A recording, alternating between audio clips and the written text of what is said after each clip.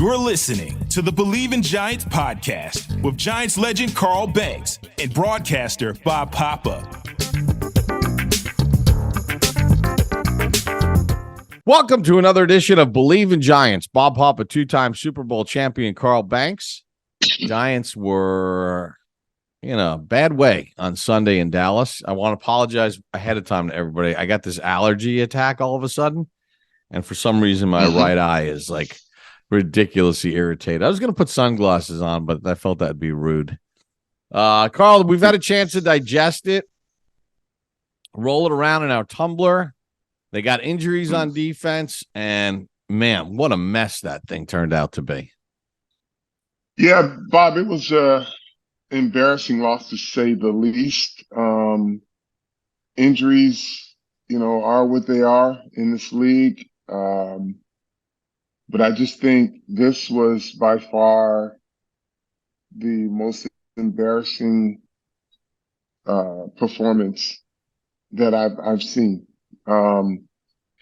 Defensively, they just did not seem to be, and it's not even a matter of the players that went down to injury, but they just did not seem to be in sync whatsoever. And I say that, and I'm not discounting the great performance of CeeDee Lamb, but kid had one contested catch the entire game. He set a record, but he had the one-handed catch was the most contested catch he had all game.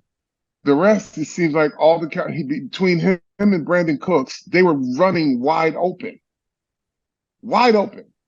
And I'm like, can you just cover, make it a little more difficult? No pass rush. And so this is an entire defensive failure. I'm sure Wink has to look in the mirror and say, and to his coaches as well, is there something we could have done better? Because, you had a game plan, you get 2 turnovers in the game and it doesn't even make a register. Dent. Yeah. It doesn't even make a dent in it's like a pop fly in a blowout game, right? And it's like, as a defense, they just did not play well. Not well enough. They just didn't play well. When you give up 600 plus yards, I think it's one of those situations where everybody has got to look in the mirror. Offensively, I think, trying to run between the tackles when Dallas had a lot of big guys on their front, and they had Michael Parsons playing as a traditional stack linebacker,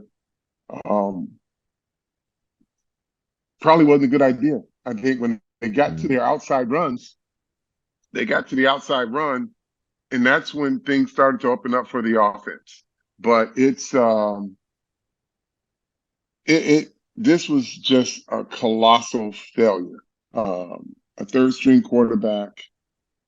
You got a lot of your offensive linemen back, but you just got exposed again for how bad you are in the middle of the offensive line on both sides of the center. I think it's fair when fans now are starting to look at the draft and what the team needs to do to get better. It's great to imagine what the first pick will be, and people want to make that change. But I think where you need to be is looking at where you need to get quality players beyond that position, because no matter who you put at quarterback, whether they stay with the guy they have, Daniel Jones, or whether they draft a new kid, he's going to suck too. If you put him through with Daniel Jones and Tommy DeVito and Tyrod Taylor, if you put him through what they went through, it's going to be the same, folks. So, and the last 5 years of Eli's career, it's the same thing. Yeah. So what you need to do is finally get it right on the offensive line and get it right again at the offensive line as second level players. So you need starters and you need second level players, and you need to create as much competition as possible. So while everyone's trying to evaluate which top 3 quarterbacks are coming out, as Giants fans, invest some time in 2 positions: offensive line and defensive edge rusher. You do that and get you another a stud defensive lineman. I want to see my Twitter filled up with guys like, Carl, should we draft this guy as an offensive lineman? Should we draft this guy as a as an edge rusher or as a defensive interior lineman? That's where you got to be. Oh, and by the way, you got to get a cornerback too. So on one side, you got Deonte Banks. On the other side, So all I'm saying, folks, I get it. It's fun, and you're in a losing spiral right now. So it's great to start talking about what the Giants need. They need a lot, but if you're looking at the quarterback position, he's going to suck until you get your offensive line right. Whichever quarterback is out there. So you should probably start giving, fill my timeline up with offensive linemen, the best offensive linemen in college football, where they might land. The Giants have got a lot of draft choices from some of their trades, right? I want to see those things in my timeline. I'm going to call my guy Dan Schneider out because him and Nick Filato are starting to do a lot of their pre-draft stuff. So start to give me some offensive linemen, give me a few edge rushers, give me some corners, top corners. We know who the receivers are. We know who Marvin Harrison is. We know who the top 3 quarterbacks are. Like, y'all, have at it with that. But just note to selves, he's going to suck in a Giants uniform until they fix the offensive line. I mean, it doesn't matter. You could put, any miracle worker back there you want and think he's going to make it happen. Your offensive line is bad. Your quarterback's going to be bad. Okay? Yeah. You can change coaches. They've had 3 coaches. Offensive line is bad. Quarterback has been bad. Simple as that. I got a message for our fans out there. Football's back. BetOnline's your number 1 information source for all your sports wagering info with up-to-the-minute stats, news, scores, and matchup breakdowns. Get the latest game odds, spreads, and totals from the NFL and college football at your fingertips with BetOnline's real-time updates on stats, news, and odds. From week 1 all the way to the college football playoffs and Super Bowl, BetOnline is going to give you access to the best football promotions and contests available anywhere online. So head to the website today or use your mobile device. Get in. Yeah, I watched the offensive coaches tape yesterday at the facility, and I kind of made the observation in a lot of ways. It was kind of hard to judge even what Danny DeVito was doing because there were just so Danny many. DeVito. Tommy DeVito. He says that with love, Tommy, and Tommy's parents. I swear, I'm watching this, and he didn't have a chance on a bunch of plays. They had max protection and a 2-man route, and the Cowboys had man coverage on the outside on the 2 men, and they had linebackers and safeties in the middle of the field, and the Giants kept everybody in to protect. And his back foot wasn't even hitting, and he was dodging people. And it's 8 like to block 5. Yeah. I mean, how in the world can you take, fans, they got to take some deep shots. How can you take a deep shot? In order to take a deep shot, you actually have to take a deep drop to allow the guy to get somewhat downfield. Yeah. And if you can't take a deep drop, you can't take a deep shot. And I'm watching some other plays where he's getting hit or avoiding people before the receivers are even halfway into their route. So we could talk about their receivers not getting open. They certainly have to upgrade that position as well. But, it's hard for a receiver to catch the ball when he's not even out of his route and his back's to the quarterback and the quarterback's already scrambling, running, or ducking. Yeah, it's again, folks, you can pick whoever you fancy behind center, whether it's Daniel or someone else. He's going to suck until you get your offensive line fixed. And, instead of debating with me whether a guy is allowed to cry after a game and sit in his mother's arms after a game, go give me a list of the top offensive linemen, guards especially. Give me those. Give me a list of the top debate those things, right?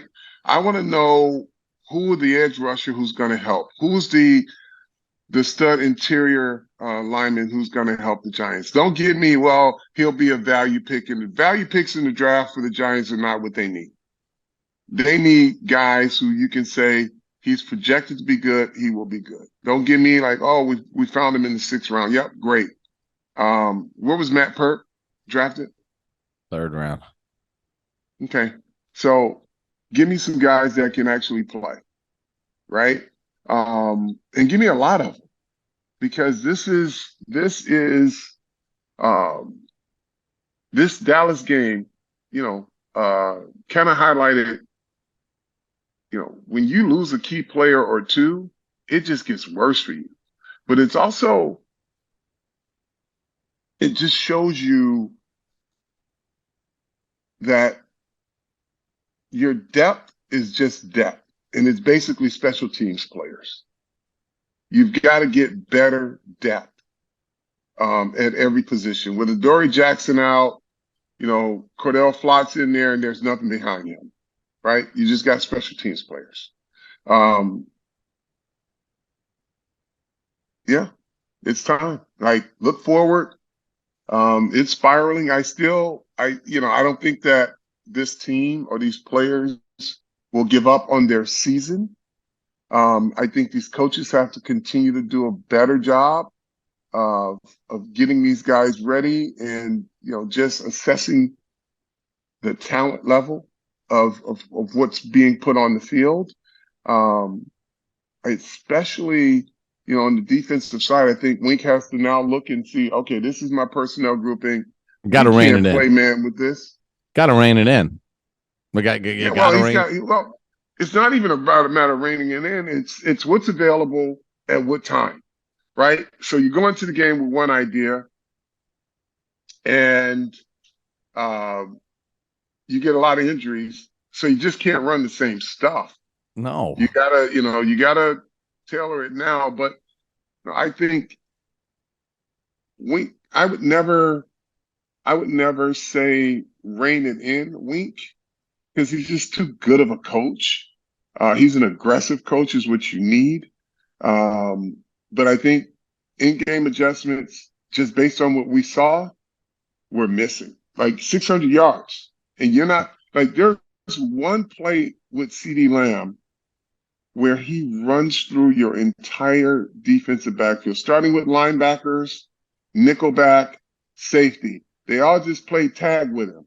And he just can't – nobody even thought to cover the guy. They just like touched him, like they were all passing him on to the next guy.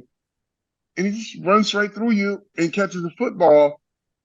That can't happen, right? So where's the adjustment to that? Who's communicating in this defense? Like when you're putting a lot of guys in there, and that's the thing. If you're going to call a defense, everybody's got to make sure that they're on the same page. Yeah. And that's the that's the one part that Wink has to make sure of, and that starts during the week, right? And his plan B is not plan A. When you got guys who are not used to playing, you got to make sure that they're on the same page as everyone else on the field. But I don't know, what rein it in means to a guy like Wink Martindale. I think he's too good of a coach. He's an aggressive coach, but he just has to, just got to figure out how to make sure these guys are all on the same page. Yeah, it was embarrassing. Yeah, I mean it was, and they gave up, rushing yards. They gave up big plays. I mean, they gave up 6 pass plays of over 30 yards. They've already given up Mhm. more pass plays of over 30 yards this year than they did the entire year last year. They gave up 14 And last year. They've already given up 15. yeah, and that is okay. If we want to talk, well, is it Wink or is it personnel? I mean, defense came into the season They no upgraded different the than the defense. offense. They did, but not much. They upgraded the linebacker. You can see what the upgrades are, right? They are still overhauling this roster, not just one side, but this roster. They're overhauling it. So you're just starting to, you're seeing holes. One guy goes down and he's not even, the most elite player. If he goes down, then what's behind him is not great. So go ahead. Oh, no, and the same thing holds true, on the other side of the ball. Like everyone's complaining about that 4th and 2 call. You go and you watch it. Tommy DeVito is reading the guy crashing off the edge. So he can't throw the ball to Paris Campbell. By the time he turns to throw it to Campbell, he's probably going to get blasted. Gives it to Saquon. And it was it was, you know what? It was there. It looked worse on TV. But when you looked at the coach's tape from the high end zone, but it's one guy not doing his job properly. Because if the left guard gets a better initial hit on the D lineman, Pugh's in position to block him, and then he climbed to the next level, there was a path there for Saquon. I know everybody's like, I can't believe they ran that play on 4th and 2. Like, why that play? It was actually there to be had. They just didn't execute it. Yep. Well, I look, folks, I'll say this, we are looking at bad football. We're looking at a bad football team. I still expect these players to go out and compete and win the games that they should win. Again, Washington's in their weight class. Don't go out there and embarrass yourself. There are a few left on this schedule that are in your weight class. New England. Then they have New England after that. They have Green Bay. The Saints are no great shakes. They got to play the Rams. I mean, obviously they got 2 games against the Eagles. We know how that story plays out. But just don't go and embarrass yourself. You're fighting in your weight class. Go out and show that you can win the games in your weight class. Simple as that. And I'm pulling for Tommy DeVito here. And I think they'll play better this week. I really do believe they're going to play better. He's this getting week. better and better, man. Look, I think they're all going to play better this week. There's personal pride, Carl. They better. Carl, you know what it's like. What option do you have? You said they're going to play better this week. What option do you have? Give up 800 this week? Go for negative 30 yards in the run game? I mean, what else option do you have? You're a goddamn pro, so you got to play like it. It's simple, man. And that's my expectation. I'm not gonna bite my tongue on this. Like shit. Like, don't go out and embarrass yourself. Represent your uniform. So yesterday, I'm in the cafeteria after we taped the Coach Daboll show, and Daniel Jones walks in. Mm-hmm. So I start chatting with him for a while. Happy to report his spirits are up. We were talking a little bit about the surgery and, the time frame. And here's the thing about Daniel Jones. We were talking with, it was by Don Sperling, our boss, and myself and Daniel Jones were talking. And Daniel's actually asking us about knee surgeries. Like, did you guys ever have knee surgery? Like, whatever. And I'm like, yeah, I had mine done by Dr. Rodeo at Hospital for Special Surgery. I said, how was he's like, how was the recovery time? I said, Daniel, I had a meniscus. At 56 years of age, I had a meniscus. In 3 months, I was up and moving around, running pretty good, not as a pro athlete. He goes, no, that's just good to know. He goes, I know I got a long road ahead. But he was so upbeat. And I never tore my ACL. So I don't know. What am I giving him advice on? But I was amazed at how upbeat he was with the journey that he's got to go against, what he's up against. But he was really super positive. there are too many proven case studies, especially at athletes at his level. Did Colin Murray of last night recovering or this from weekend? Yeah, He was running around and like crazy. Kyler Murray had a total knee, I Bleav. Yeah, he had a bad one. I think he had a total knee. He had 2 or 3 different ligaments. I think Daniel Jones is just an ACL. So I think he'll be fine. Daniel Jones is going to be fine. And, he can speak to a lot of people around the league and see how they've come back from these things. So he's going to be fine. Happy to report he was very upbeat and, he was Daniel Jones. He's as consistent a dude as they get. Good guy. Yeah. I got into a Twitter rabbit hole last night, Carl. I don't really know how I wound up there. But I was thinking about the injuries to quarterbacks and how many rookies have started and, some the most in like 20 years or whatever it was. Yeah. So I just sent out a tweet. I'm like, it's really amazing what Eli Manning was able to accomplish having never missed a game due to injury. Counting and you throw on the 12 postseasons. And I think the number was 248 games. Wow. Starting. That's important. And it's important. And somehow I got like swept. Then it became like, Eli and Peyton, the style they played, they avoided a bunch, they didn't take the big hits, and Favre played hurt a lot. And I was like, whoa, time out.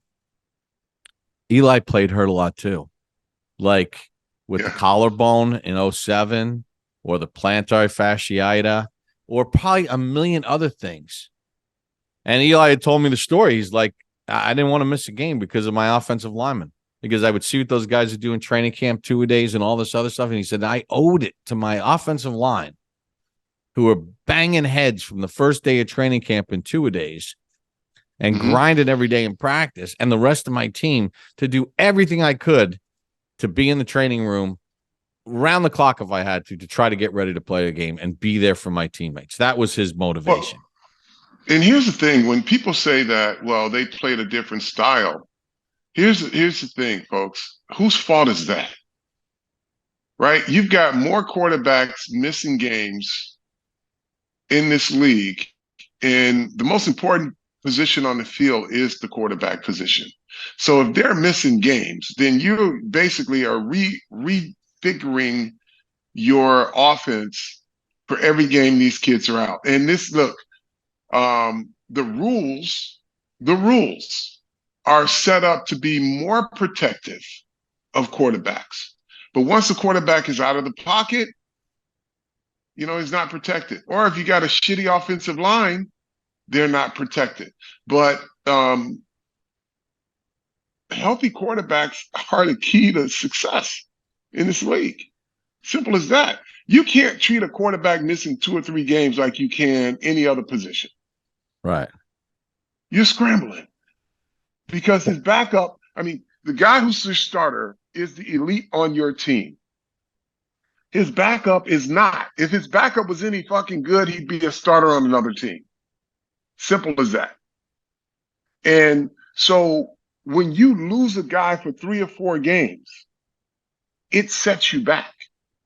So your goal as an organization is to keep your quarterback healthy for 16 games. How do you do that? It varies depending on what your makeup is. But your offensive line is better be intact, and you better move heaven and earth to get that done. Your play calling, whatever it takes to protect your quarterback, because if you look at Joe Burrow, once he went down with that calf deal, things started to change in the way they were calling the plays, how they were using him until he could get healthy. He was making smarter decisions. Josh Allen, same thing. Not as reckless running the football. Yeah, they lose games, but you have a better chance to win when he's in there than when he's not. It's just that simple. Yeah, so this whole Twitter thing got hijacked because it turned into. Fortunately, Lawrence Tynes jumped in, and he said, "You guys have no idea what that guy played through. Like he was hurt a lot, and he played through it. So that kind of muted that. But then it became like a McAdoo thing, and then it became a Gettleman thing, and then it became a Mara thing, and then it became a Chris Mara thing, making draft picks and all this other stuff.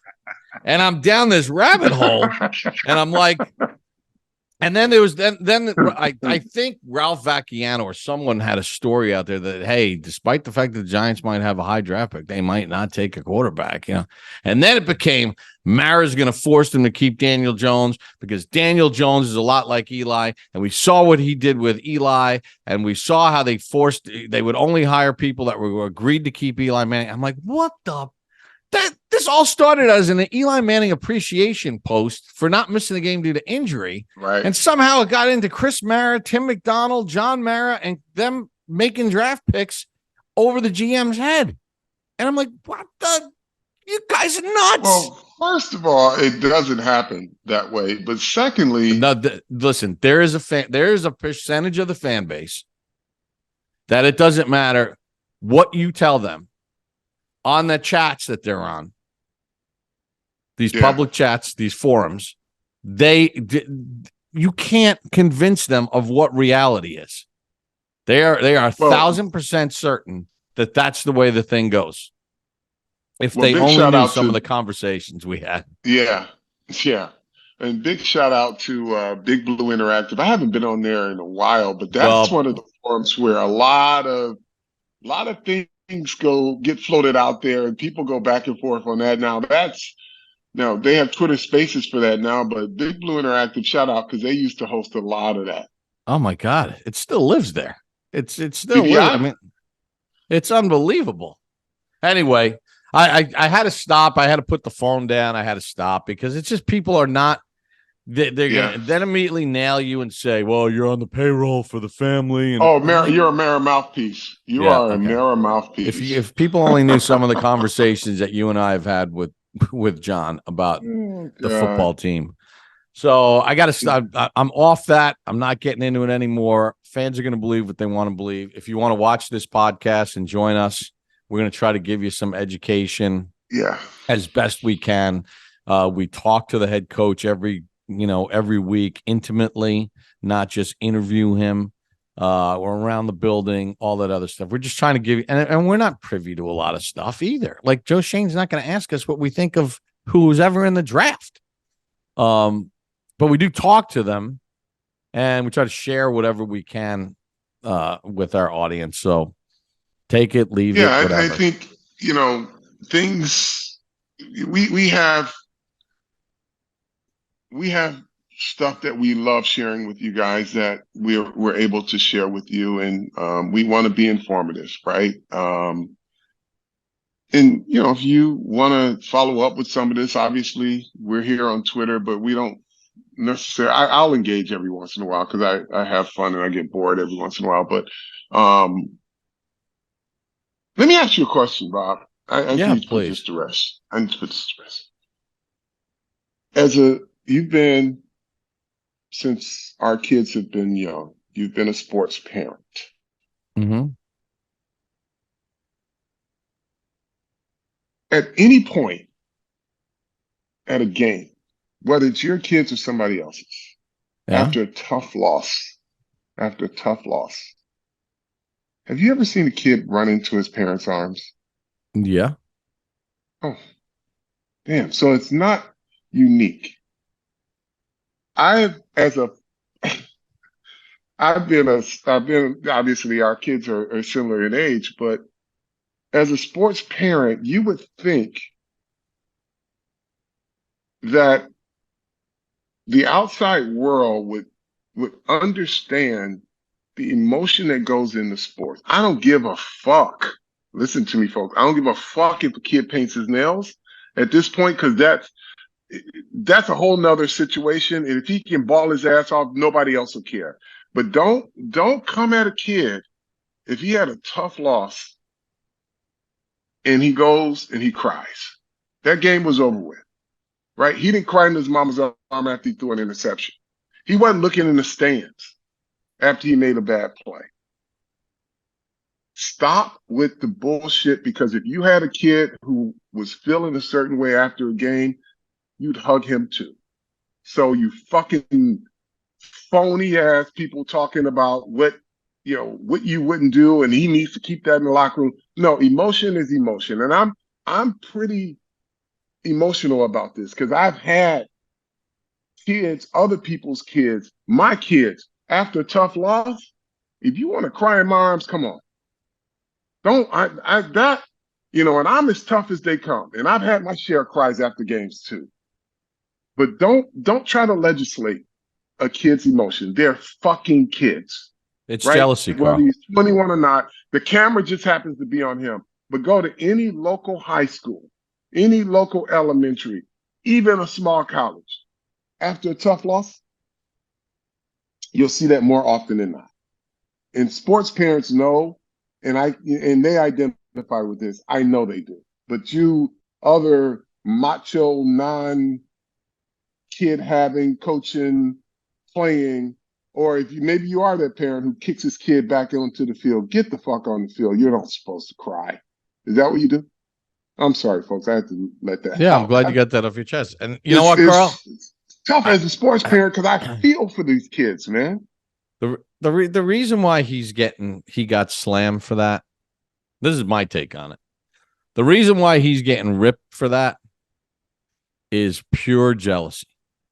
And what I mean by that is he is one of the rare collegiate athletes that's making NIL money and doing it publicly. Like there's a lot of kids making NIL money, but it's not as public. Might be a local car dealer or whatever.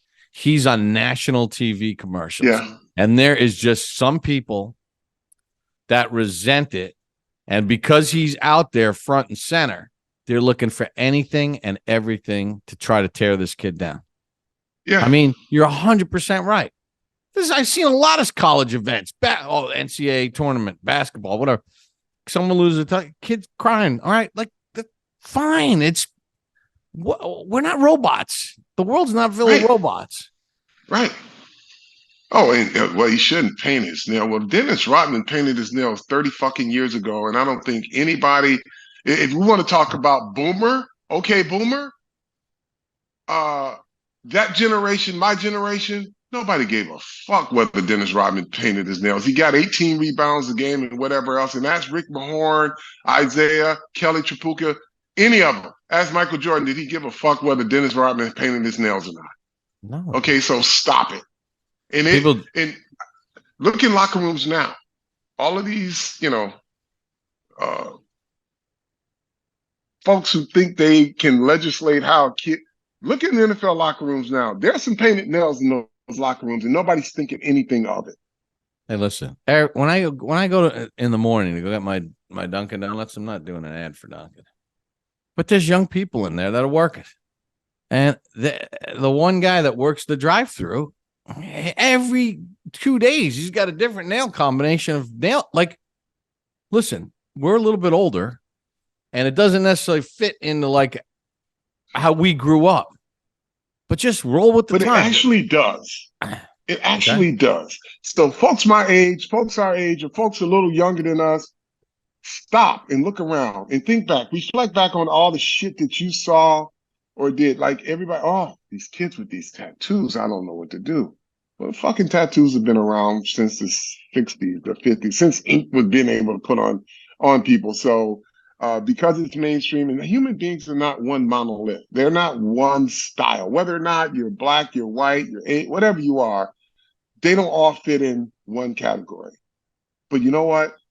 They play sports, and that's all that matters. Like their teammates only care about them playing sports. They're not going to look at you and like, I don't want you as my teammate. You got painted nails. Yeah, you're undraftable because he paints his nails. Your mom still makes your bed. Well, I got a problem with that, but that's a whole nother thing. That's a mom and son thing. My house, I had to make my bed at 20 something, but ain't nobody gonna kill you for that. Like, stop, folks. You're jealous. That's what it is. That's it. That's stupid. All right. Anything else to get off your chest? That's all I got, man. No, that's it. We're gonna wait, folks. send me your offensive linemen, your defensive linemen, your edge rushers, and your cornerbacks, because that's what's going to make your team better. We know who the top 3 quarterbacks are. We don't know where the Giants are going to be picking, but we know what they should be picking. Yeah, we might not even know who the top 3 are, because sometimes at this point in the year, compared to when you get to the draft, the evaluations of the players changed. Nobody had Anthony Richardson. Yeah. Nobody had him as a top 5 pick a year ago at this time. So speaking of unhealthy, he's out. He is. We will be back later in the week because we're going to do we'll give you a nice little breakdown preview of the Washington game, and there will be a pathway to victory. There'll be numerous pathways to victory. Yeah. In the game, because the talent level is not, the gap between them and, like the Giants and Dallas and the Giants and Eagles is not nearly as great, which is why the Giants have beaten Washington a zillion times in the last 10 years. So how do we like to end it? Tell a friend to tell a friend. Bleav in Giants.